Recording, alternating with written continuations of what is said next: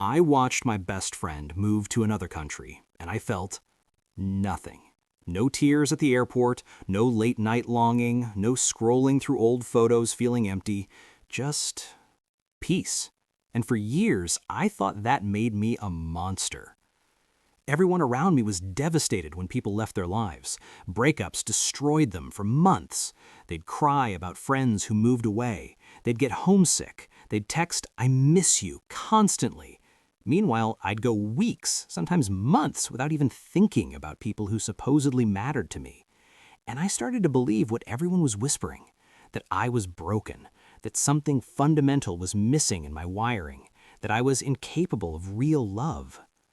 "Don't you miss them?" they'd ask, eyes wide with disbelief. "How can you just move on like that?" And I had no answer because I didn't even understand it myself. Cold, detached, emotionally unavailable, heartless, commitment phobic. The labels kept stacking up, and I started wearing them like a scarlet letter. But then I discovered something that changed everything. And what I'm about to tell you will completely flip your understanding of what it means to care about someone. Because it turns out the people who don't miss anyone might actually be the most emotionally healthy people in the room. And the science behind this is absolutely fascinating. But before I explain why not missing people is actually a superpower, you need to understand what's really happening when most people say they miss someone. Because it's not what you think, and the difference is everything. Here's the reframe that nobody talks about. Missing someone is not the same thing as loving someone. Let me say that again.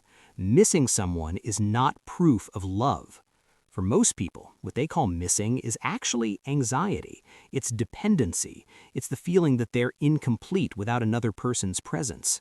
It's needing someone else to regulate their emotions, to validate their existence, to make them feel whole. Think about it. When someone says, "I miss you so much it hurts," what are they really saying? They're saying, "I don't feel okay without you." They're saying, "I need you here to feel complete." They're saying, "Your absence creates a hole in me that I can't fill on my own." That's not connection. That's codependency wearing a romantic disguise. But you figured out something that most people never learn, that real love doesn't require suffering. That you can care deeply about someone and still be completely whole when they're not around. That attachment doesn't mean entanglement. That you can hold people in your heart without needing them in your hands. This isn't coldness. This is what psychologists call secure attachment with high differentiation. It's the ability to maintain deep connections while remaining psychologically complete as an individual. You're not missing people because you don't need them as emotional crutches. You've internalized them. They've shaped who you are. They matter to you, but you don't require their physical presence to access that connection. The world sees this and calls it detachment, but what it actually is freedom. You're free to love people without possessing them, free to connect without clinging, free to care without suffering. And that terrifies people who've built their entire identity around needing others. But here's where it gets really interesting, because scientists have actually studied the brains of people like us, people who don't experience separation anxiety. And what they found explains everything about why you've always felt different. The answer is in your neurobiology, and it's not what anyone expected. So what's actually happening in your brain that makes you fundamentally different? First, let's talk about attachment neurobiology. When most people are separated from someone they love, their brain goes haywire. The anterior cingulate cortex, the part of your brain that processes social pain, lights up like a Christmas tree. Neuroscientists have proven that social rejection activates the exact same pain pathways as physical injury. For most people, missing someone literally hurts. Their brain is screaming, "Danger, danger, your survival is threatened," because evolutionarily, being separated from the tribe meant death. But your brain doesn't do this, or at least not nearly as intensely. Research on secure attachment and high autonomy shows different baseline activity in the anterior cingulate cortex. Your pain threshold for social separation is fundamentally different. It's not that you don't feel it, it's that your brain doesn't interpret absence as a threat. Then there's the reward system, the ventral tegmental area and nucleus accumbens. These are the parts of your brain that release dopamine, that create cravings, that drive addiction. In most people, these regions become hyperactive when they think about someone they're separated from. They're literally craving that person's presence like a drug. Their brain is seeking the dopamine hit it gets from that person's presence. But studies on highly independent individuals show reduced reactivity to these reward circuits. Your brain gets its dopamine from other sources: meaningful work, creative projects, ideas, solitary activities, internal reflection. You're not broken, you're just not dependent on external sources for your neurochemical well-being. Here's the fascinating part, because research on object constancy, the psychological concept that things continue to exist even when you can't see them, shows actual differences in brain development. Most people intellectually understand object constancy, but their emotional brain, their limbic system, doesn't fully trust it. When someone's gone, part of their brain genuinely believes the relationship is threatened or over. Your brain doesn't do this. You have what neuroscientists call strong mental representations. The people you care about exist as stable constructs in your mind regardless of physical proximity. You trust, at a deep neurological level, that relationships persist. This isn't something you think, it's how your brain is wired. There's also the default mode network, the brain system that activates during rest and mind wandering. Brain imaging studies show that most people's default mode network automatically drifts to social thoughts, replaying interactions, imagining conversations, thinking about relationships. But in people with high autonomy, the default mode network drifts to ideas, concepts, problems to solve, creative thoughts. Your brain literally finds fulfillment in different places.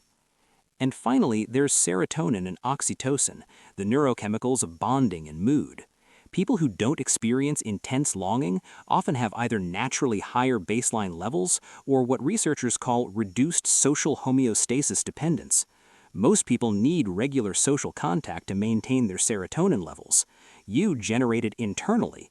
You're biochemically self-sufficient. Now, before you start thinking this means you're just superior to everyone else, hold on, because there's a dark side to this trait that nobody talks about. And whether not missing people is your greatest strength or your biggest weakness depends on one critical factor. This is the part that determines everything. Here's the truth that's hard to hear. Not missing people is not all created equal, and the difference between healthy self-sufficiency and traumatic disconnection is everything. Let me paint you two pictures. Picture one. You're someone who has meaningful relationships. When you're with people you care about, you're present, engaged, vulnerable when it matters. You can be intimate, you can be close. You just don't fall apart when people leave. You trust that the connection remains. You have a rich internal world that sustains you. You're comfortable in solitude not because you're avoiding connection, but because you're genuinely content. This is healthy. This is secure attachment.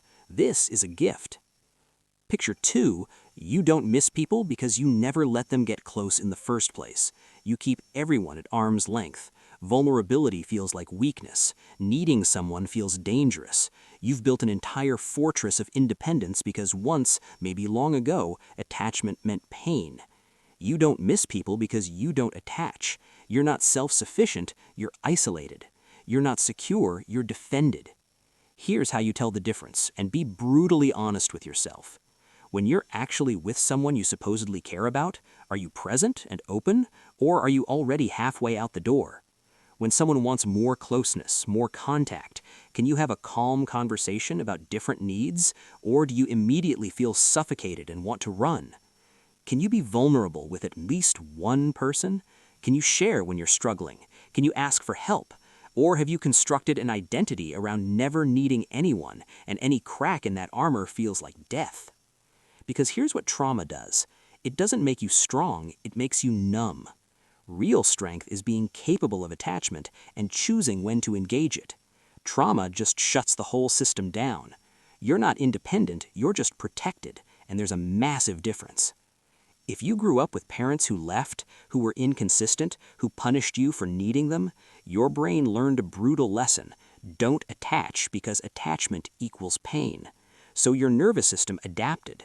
It stopped creating the neural pathways that generate longing. It stopped releasing oxytocin in response to social bonding. It turned off the parts of you that reach for people. This kept you safe as a child, but as an adult, it might be keeping you alone. The nuance is not missing people is only healthy if it comes from overflow, not emptiness. If your life is so full of purpose, meaning, self-love, and secure connections that you're genuinely okay either way, that's beautiful. If you're not missing people because you've numbed yourself to avoid pain, that's survival, not strength. So which one are you? And more importantly, if you've been using independence as armor, what would it take to finally put it down? Because what I'm about to tell you might be the key to understanding everything about why you are the way you are. Here's how you figure out if your way of relating is healthy or if it's a trauma response wearing a mask of strength. Do this right now. Pull out your phone. Scroll through your contacts. Is there anyone, even one person, that you could text right now with something vulnerable, something real, something that isn't surface-level small talk? If the answer is yes, and you can imagine doing it without your nervous system screaming, you're probably okay. If the answer is no, if the very thought makes you want to throw your phone across the room, that's your answer. Here's another one. Think about the last time someone told you they missed you. What happened in your body? Did you feel warmth, appreciation, maybe a little bit of connection? Or did you feel annoyed, obligated, maybe even contempt? Your body's reaction tells you everything. Try this experiment. Reach out to someone you care about, not because you need something, but just to connect, just to say, I was thinking about you. Watch what happens inside you. If it feels natural, easy, even pleasant, you're coming from security. If it feels performative, pointless, or threatening, you're coming from defense. And here's the big one. Ask yourself where this pattern came from. Did you learn early that people leave, that vulnerability is dangerous, that independence equals survival? You don't have to change the pattern, but understanding its origin gives you choice. You can decide if this still serves you or if it's a childhood strategy that's outlived its purpose. If you're genuinely just wired for high autonomy, own it completely. Stop apologizing for not missing people the way others think you should. Maintain relationships in ways that feel authentic. Show up when it matters. Be honest about your needs. Find people who love you for your steadiness, your consistency, your ability to give them freedom because you don't need to possess them. But if you realize you've been hiding, it's time to do the harder work. Therapy, somatic experiencing, slowly, carefully learning to let someone in. Not because you're broken, but because you deserve the full range of human connection, not just the safe parts. Here's what you need to walk away understanding. Not missing people doesn't make you a monster. For some of you, it makes you remarkably whole, secure, and free. You've cracked the code that most people spend lifetimes chasing, the ability to love without losing yourself, to connect without clinging, to care without suffering. But for others, this trait is a scar, not a strength, and there's no shame in that. You survived something that required you to shut down parts of yourself. That took courage, but you're not in survival mode anymore. And maybe, just maybe, it's time to find out what connection feels like when you're not terrified of it. So no, you don't need to miss people to love them. You don't need separation anxiety to prove your relationships matter. You don't need to suffer to care. You just need to be honest about whether your independence is freedom or a prison you've built so well you forgot you're inside it. And here's the question that changes everything. Where did you learn to be this way? Because this pattern, this comfort with absence, this ability to not need people, it didn't just appear. It was taught, it was modeled, or it was survival. And understanding that origin story, that might be the key to understanding everything about who you are, why you love the way you do, and whether you're actually free or just really, really good at being alone. But that's a story for another time. For now, just sit with this. Your way of loving is real. It might not look like everyone else's, but different doesn't mean broken. Sometimes it just means you found a different path to the same destination. The question is, are you walking it freely, or are you running from something you're too afraid to name?